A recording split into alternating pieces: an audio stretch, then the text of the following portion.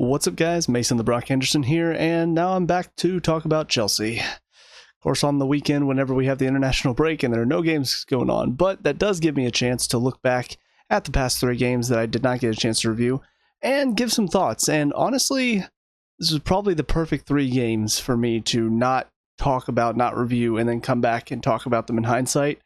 Because right now, based on at least what I'm seeing on social media, we've got 3 types of fans posting. First of all, you got your pessimists, and those are the ones that just basically the club is finished. We're never going to be good again. We're always going to be mid-table. This is the end of Chelsea, and we're just doomed. And some of them are even jumping ship. Very few, but there are those pessimists that exist. Then you've got the realists, and that's personally where I identify. And those are the people that, like me, it's not the end of the world, but there is definitely problems at the club that could be fixed if we got owners in that knew what they were doing, or if our current owners would just get their heads out of their asses and realize what they're doing is wrong and their whole transfer strategy is stupid and clearly not working, and the head coaches that they're bringing in are not working either. If they could figure all that out, then sure, we could be back on the top again. We have enough quality here. We just need to get the right players in to make some of this quality work and the right manager in to make it all click together. But they're not doing that. They're focused more on just making money for the club, which, yeah, it can be a good thing, but also if you're not being successful, then that's one area where you're losing money. So, but that's sort of the middle of the road. We see the problems, but we also see that there's potential, there's hope here. We have an option to get back into the top if we just make some changes. And then you've got your optimists, and those are the ones at the moment that are probably the most frustrating to deal with because they're the most toxic of the fan base right now. Because everything is just, you can't criticize it. You can't talk bad about the coach, about the players, about the club. You can't talk bad about it. You can't criticize any of it right now. Because if you do, you're just not a real fan. You don't really support this club. If you have anything bad to say about this club, you're not a real fan. How dare you talk bad? Because that's clearly what we're all here to do. We're all here to just, bash our little pom-poms together and say, go team. I don't know why. But not only is this probably the biggest group that I see on social media, they're also the loudest because they tend to be the ones that comment on every single comment, whether it's good or bad, and they will just absolutely either bash or praise the person commenting based on whatever they're saying. And it's very frustrating. So these past 3 matches, I feel like, not that a whole lot of people watch these videos anyway, but I feel like my comments, my ideas, my thoughts on these matches would have been absolutely ripped apart by the optimists in the community. Because the first game, obviously it's a great match. Winning 6-2 is a great feeling. It looked good. We dominated Wolves. We dominated Wolves away from home. It was an incredible match. But afterwards, even though I was happy with the result, in my mind, that's not the solution to the problem. That is not fixing the problem. That is all right, it's a good performance. Can we continue? Because last season we had good performances, but we didn't follow up on it. The very next game, we were getting beat, or we were getting embarrassed, or we weren't playing as well as we did in the last one. The lack of consistency last season was the most frustrating thing about it.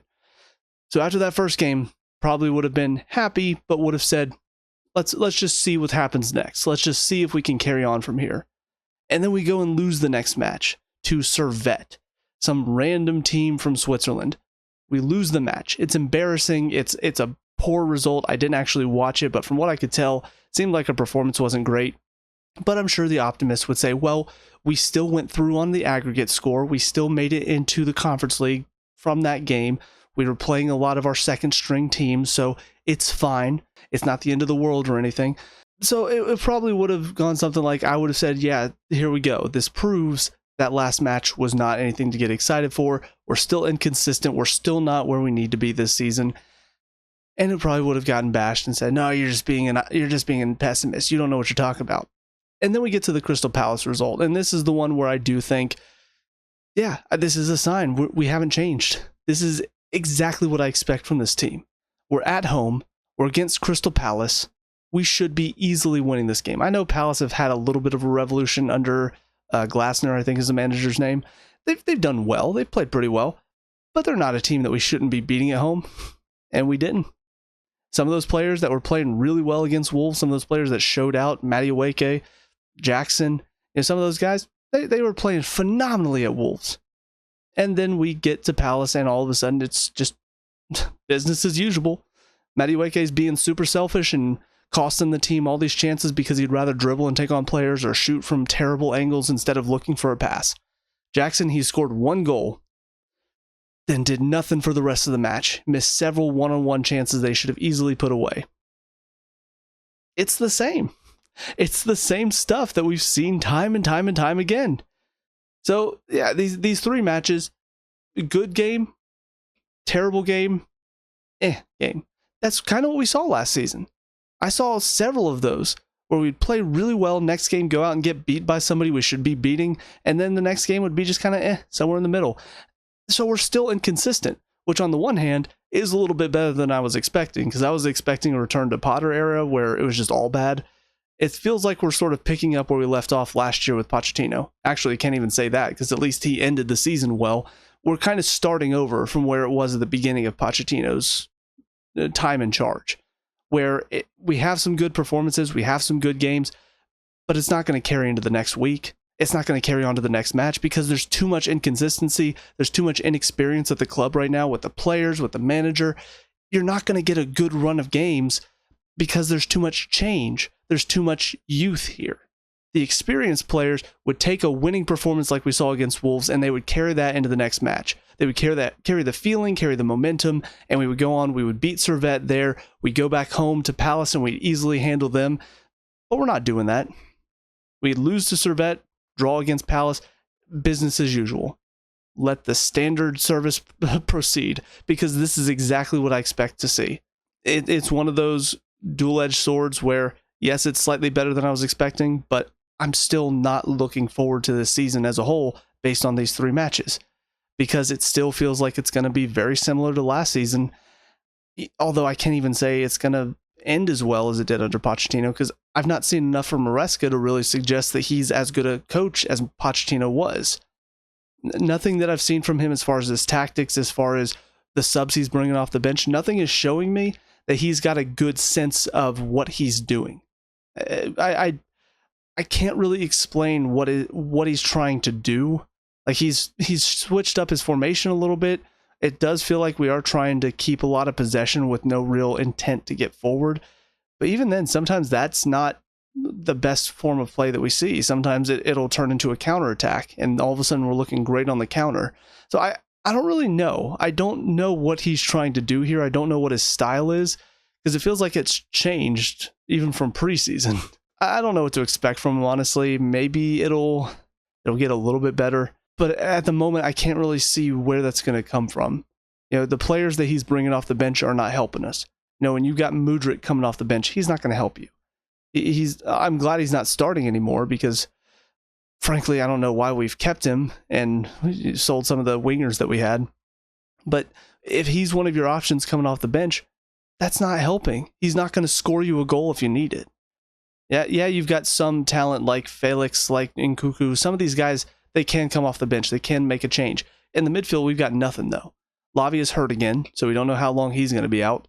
Caicedo and Fernandez are just not clicking again for whatever reason.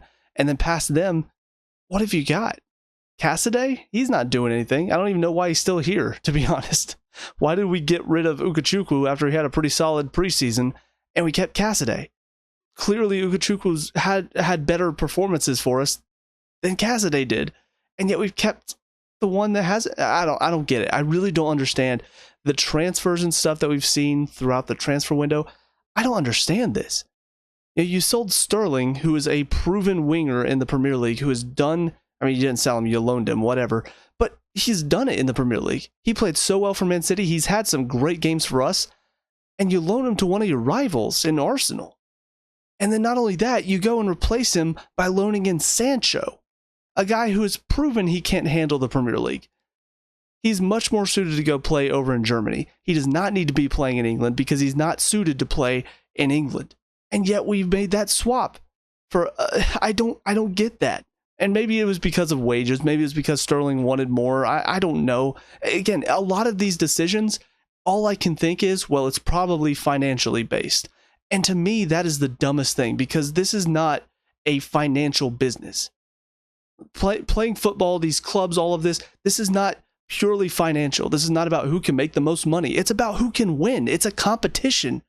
So your decisions should be based on who are the best players that you can bring in. Who are the players that are going to make your team better? Who are the players that can play under your manager and play his style? And I don't see that in our transfers at all. I don't see us bringing in the best players. I don't see us bringing in the players that are going to make the team such an improved outfit. No, it's all just, well, who's going to make us money? Well, we can make money off of him, so let's sell him. And then this guy, he'll probably be a little bit cheaper. Maybe we can get a profit on him in a few years. That's all it is. It's let's buy these guys young and then let's sell them in a few years whenever they're a bit better and we can sell them for more than what we bought them. How is that successful as a football club? It's successful if you're running a business that buys and sells things, if you're a trader, but that's not what football is. So I really would like to get into the head of Boley and all the backroom staff, partially because I'd like to just remove all of their brains so that way they can't actually function anymore and then they'd have to sell the club.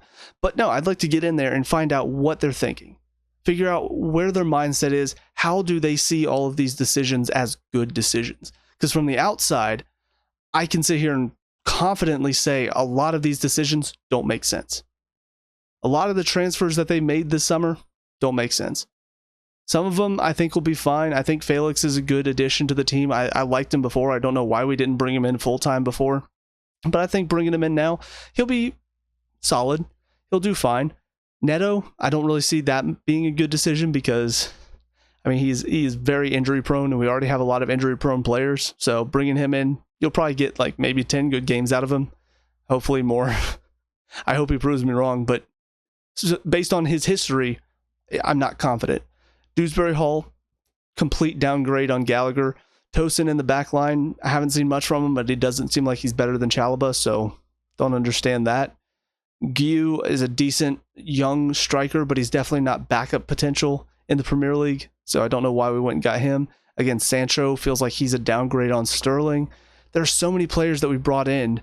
Vega, I don't see what anybody sees in him. You know, he's young, but I don't really see the potential of what we see in somebody like Gusto. Gusto's done a pretty good job so far, and he's really impressed, and he's starting to grow into it. Vega, I know it's very early for him, but I'm not really seeing the hard work that I saw from Gusto that made me think, okay, maybe he can work his way into it. I'm seeing a lot of he's behind the play. He's not really reading things very well. It feels like he's off the pace. So he's going to have to do a lot of physical work to get ready to play, and that's not what I saw from Gusto last season. It just feels like a huge mess at the moment. You know, from these last 3 games to where we are now, I know we have a bit of a break now where we can sit and really get a good stock of what we can expect from these players. But personally, I'm not looking forward to where we're going to go from here, because while we do have some pieces, it does feel like the club as a whole is very messy. It feels very much like we've got this hodgepodge of players, let's see what can happen. And the problem is, this is not the first season where this has happened. This is now the 3rd season where this has happened. This is the 3rd season in a row that this board has brought in a bunch of hodgepodge players that don't fit together in one system and said, hey, manager, make it work. And that's not a way to run a club.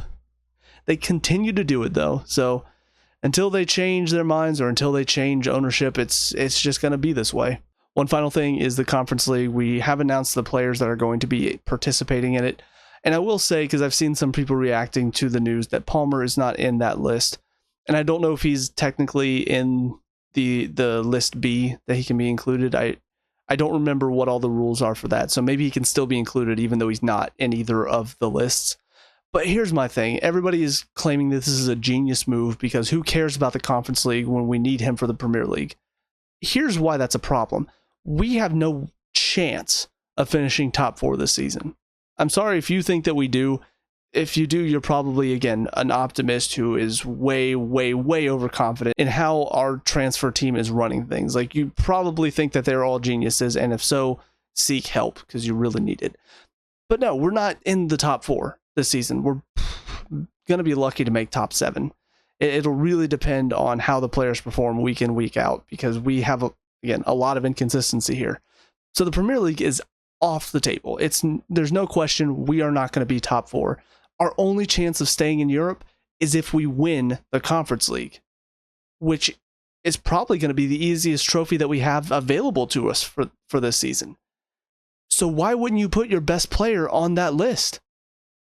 Like, that's what I don't understand. Yes, obviously we want to do well in the Premier League, but still, we're not going to win it. We need to win a trophy. We need to win something. We need to stay in Europe. This is our way to do it. And yet we've taken out our best option that can make it a possibility. So why did we do that? Again, the only thing I can think of is that they are way overconfident in their ability to challenge for the Premier League this season. And if that's the case, then that's just a sign of being in denial. But at the end of the day, this really hinders our chances of making it and winning the Conference League. We'll see if it's a gamble that pays off, but for me personally, I mean, we saw what happened with Servette when you didn't have Palmer in that team. Couldn't even beat them even when he came off the bench. So it's something that for me feels like it's a gamble that will not pay off and will probably hurt us in the end. But hey, that's kind of what this club has been doing since Bole took over, so I guess nothing new. Same as usual.